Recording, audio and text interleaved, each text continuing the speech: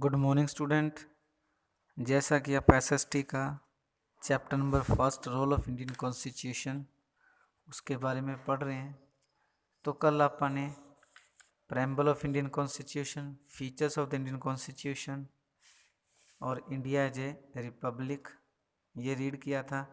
आज आप parliamentary form of government, parliamentary form of government इसके बारे में पढ़ेंगे। आप जैसा कि हमारे संविधान के अंदर अपने पार्लियामेंट्री सिस्टम को एक्सेप्ट किया हुआ है, अडॉप्ट किया हुआ है, तो इसके अंदर क्या है, अपने पास जो भी एमपीज होंगे वो सारे चुनकर पार्लियामेंट के अंदर जाते हैं। The elected representative form of government at the centre which is called the parliament. जितने भी अपने एमपीज होते हैं जनता द्वारा प्रत्यक्ष रूप से चुने जाते हैं और गवर्नमेंट के अंदर काम करते हैं, उनको आप पार्लियामेंट बोलते हैं। पार्लियामेंट के दो सदन होते हैं, आपको पता है, एक लोकसभा और एक राज्यसभा। जो लोकसभा होती है वह अपना लोअर हाउस होता है और जितने भी अपने जनता द्वारा प्रत्यक्ष रूप से एमपी चुने जाते हैं वो सारे लोकसभा के अंदर जाते हैं। लोकसभा एक टेम्परेरी सदन है जो इसकी सदस्य संख्या है मैक्सिमम 552 552 हो सकती है। एट प्रेजेंटली अपने 545 हैं, जिनमें से 543 प्रत्यक्ष रूप से जनता द्वारा चुने जाते हैं और 2 सदस्य राष्ट्रपति द्वारा एंग्लो इंडियन मनोनीत किए जाते हैं। और जो मनोनीत किए जाते हैं, आपको पता है कि अपने जो पावर्स हैं वो सेंट्रल लेवल पे और स्टेट लेवल पे डिवाइड की गई हैं। अपने कॉन्स्टिट्यूशन के अंदर ये डिवाइड की गई हैं। तो ये 3 प्रकार की लिस्टें अपने पास, जिसके द्वारा सेंट्रल और स्टेट गवर्नमेंट की जो शक्तियां हैं उनको डिवाइड किया गया है, उनको बांटा गया है। जो स्टेट लेवल की इश्यूज होते हैं, जो स्टेट लेवल की इश्यूज होते हैं जिनके ऊपर कानून स्टेट गवर्नमेंट बनाती है, 67 सब्जेक्ट्स हैं इनके अंदर जिनके ऊपर स्टेट गवर्नमेंट है वो कानून बनाती है। जैसे पुलिस हो गया, एजुकेशन हो गया, हेल्थ हो गया, तो इनके ऊपर जो काम करती है वो स्टेट स्टेट गवर्नमेंट अपने लेवल पे काम करती है। और जो सब्जेक्ट्स हैं जो नेशनल लेवल से बिलोंग करते हैं वो यूनियन लिस्ट के अंदर आते हैं। यूनियन लिस्ट के अंदर एट प्रेजेंटली 100 सब्जेक्ट्स हैं जिनके ऊपर सेंट्रल गवर्नमेंट है वो कानून बनाती है। और तीसरी जो मेन लिस्ट है उसको बोलते हैं अपन कॉन्करेंट लिस्ट। कॉन्करेंट लिस्ट क्या होती हैं, जिसके ऊपर सेंट्रल गवर्नमेंट भी कानून बना सकती है और स्टेट गवर्नमेंट भी कानून बना सकती है। लेकिन फिर पावर की फिर वही डिस्प्यूट वाली बात आ जाती है। तो इसमें क्लियर किया गया है कि अगर स्टेट और सेंट्रल गवर्नमेंट के अंदर कोई किसी भी सब्जेक्ट्स के ऊपर मतभेद होंगे, अगर दोनों के विचार नहीं मिलेंगे, तो जो सेंट्रल गवर्नमेंट कानून बनाएगी उसको वैलिड किया जाएगा, क्योंकि सेंट्रल गवर्नमेंट है देश की सबसे बड़ी गवर्नमेंट है और उसके जो कानून होगा वो फॉलो किया जाएगा। अब अपने पास क्या है, 3 ऑर्गन्स हैं गवर्नमेंट के। 3 ऑर्गन्स कौन कौन से हैं? लेजिस्लेटर है अपना। लेजिस्लेटर क्या होते हैं? जो कानून और रूल्स एंड रेगुलेशन को बनाते हैं। एग्जीक्यूटिव कौन से होते हैं? जो इम्प्लीमेंट करते हैं उस लॉज को, उस रूल्स को, रेगुलेशन को इम्प्लीमेंट करते हैं। और जुडिशरी क्या होती है? जुडिशरी वो होती है जो इन लोगों को प्रोटेक्ट करती है और जो भी डिस्प्यूट्स होते हैं उनको सल्यूशन करती है। तो ये 3 ऑर्गन्स हैं, कौन कौन से हैं? लेजिस्लेटर जो कानून बनाती है, एग्जीक्यूटिव जो कानूनों को लागू करती है और जुडिशरी जो कानूनों को सुरक्षा प्रदान करती है।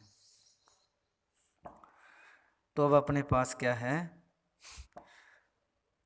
फंडामेंटल राइट्स आ गए। नेक्स्ट कंसेप्ट अपना आ गया फंडामेंटल राइट्स।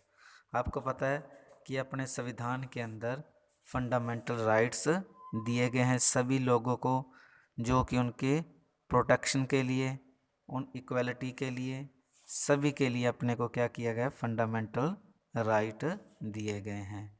ये आर्टिकल 14 से लेके 35 तक जो हमारे संविधान के अंदर राइट किए गए हैं, और इसके ऊपर कोई भी गवर्नमेंट है फंडामेंटल राइट्स के साथ छेड़छाड़ नहीं कर सकती। अगर कोई गवर्नमेंट फंडामेंटल राइट्स किसी भी नागरिक का हनन करने की कोशिश करती है तो वह सुप्रीम कोर्ट का दरवाज़ा है वो खटखटा सकता है। और अगर इमरजेंसी के अंदर फंडामेंटल राइट्स को स्थगित किया जा सकता है, अदरवाइज गवर्नमेंट फंडामेंटल राइट्स के साथ कोई छेड़छाड़ नहीं कर सकती। तो क्लासिफिकेशन ऑफ फंडामेंटल राइट्स है अपने पास, राइट टू इक्वलिटी है अपने पास। पहला फंडामेंटल राइट्स है राइट टू इक्वलिटी, जो आर्टिकल्स है 14 to 18। इसके अंदर जो आर्टिकल 14 to 18 के अंदर ये बताया गया है कि जो इक्वलिटी है, equality all before the law, इसको श्योर किया गया है, गारंटीज दी गई है कि सभी लोग कानून के सामने समान होंगे, किसी के साथ कोई भी डिस्क्रिमिनेट नहीं किया जाएगा, किसी भी धर्म के नाम पर, किसी भी जाति के नाम पर, किसी भी स्थान के नाम पर और किसी भी जन्म के आधार पर इनको कोई भेदभाव नहीं किया जाएगा। और अनटचेबिलिटी, छुआछूत को पूरी तरह ही ख़त्म कर दिया गया है, और अगर कोई इसको अपनाने की कोशिश करेगा तो उसको कानून सख्त सज़ा देगा। और अपने क्या है, SC और ST जो अपने पास हैं, जो SC और ST ट्राइब्स हैं अपने पास, जातियां हैं, उनको भी ऊपर उठने के लिए गवर्नमेंट है उनको स्पेशल राइट्स या स्पेशल फैसिलिटीज देगी, जिसके द्वारा वो अपने विकास कर सकें।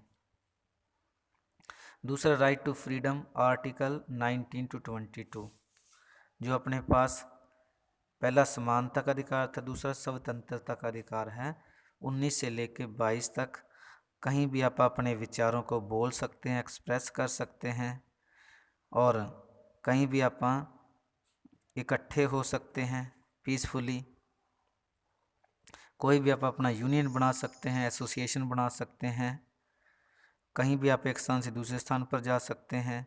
तो ये सारे अपने क्या है, फ्रीडम्स हैं। कोई भी अपन लैंग्वेज को अपना सकते हैं, किसी भी धर्म को अपना सकते हैं, कोई भी प्रोफेशन को एक्सेप्ट कर सकते हैं। तो ये सारी अपनी क्या है, फ्रीडम्स हैं। राइट अगेंस्ट एक्सप्लॉयटेशन, शोषण के विरुद्ध अधिकार है जी अपने पास, आर्टिकल है 23 and 24। तो इसके अंदर क्या है कि अगर कोई भी व्यक्ति किसी के साथ कोई शोषण करने का प्रयास करता है तो गवर्नमेंट है उसको सख्त सज़ा देगी। और जो 14 साल से कम उम्र के बच्चे हैं उनसे कोई भी अपने फैक्ट्रियों के अंदर और कोई भी हार्ड वर्क नहीं करवाना, ये भी इसके अंदर बोला गया है, बताया गया है कि 14 साल से कम उम्र के बच्चे वो फैक्ट्रियों के अंदर, इंडस्ट्री के अंदर और कोई भी हैवी काम नहीं करेंगे, वो अपनी एजुकेशन के ऊपर ही ध्यान देंगे। तो ये भी है शोषण के विरुद्ध अधिकार। और जो अपने पास next right to freedom of religion, धर्म के धार्मिक स्वतंत्रता का अधिकार है, आर्टिकल 25 to 28। इसके अंदर ये बताया गया कि कोई व्यक्ति किसी भी धर्म को अपना सकता है, और जो सरकार है धर्म के आधार पर किसी के साथ कोई भेदभाव नहीं करेगी, और सरकार का अपना कोई धर्म नहीं होगा, वो सभी धर्मों को समान अधिकार देगी। Cultural and education rights, article 29-30, जो अपने पास सांस्कृतिक और शैक्षणिक अधिकार है। इसके अंदर सरकार सभी कल्चर को बढ़ावा देगी, और एजुकेशन का आपको पता है कि 6 साल से लेकर 14 साल के बच्चों को फ्री एजुकेशन, उनको खाने पीने की फैसिलिटी, मिड डे मील वगैरह सारा उनको देगी, जिससे वो एजुकेशन के साथ साथ अपना शारीरिक विकास भी कर सकें।